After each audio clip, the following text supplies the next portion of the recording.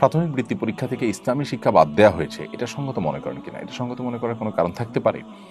এত কিছু থাকতে আমরা ইসলামী শিক্ষা বা ধর্মীয় শিক্ষা কেন বাদ দিব?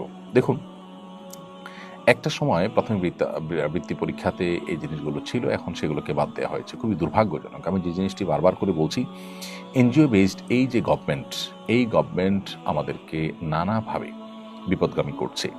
তাদের অনেক ভালো কাজ থাকলেও তারা চরম বিতর্কিত বহু কাজ অনবরত করে চলেছে।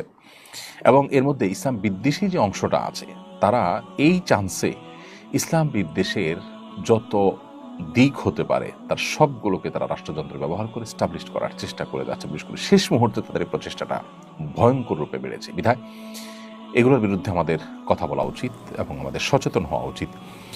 এমনিতে আমাদের সমাজে তরুণরা, কিশোররা বকে যাচ্ছে, নানাভাবে নৈতিক অধঃপতন চরমে পৌঁছেছে। এরকম একটা পরিস্থিতি এসে যেখানে ধর্মীয় শিক্ষাকে বাধ্যতামূলক করা দরকার, নৈতিক শিক্ষাকে আরও গুরুত্ব দেওয়া দরকার, সেখানে এটাকে বাদ দেওয়া, এটা খুবই অনাকাঙ্ক্ষিত এবং আনএক্সপেক্টেড একটি কাজ। এই কাজ যারাই করছেন, যারা এর সাথে জড়িত আছেন, তারা অন্যায় করছেন এবং আমি মনে করি যে তাদের এই অন্যায় থেকে বিরত থাকা উচিত।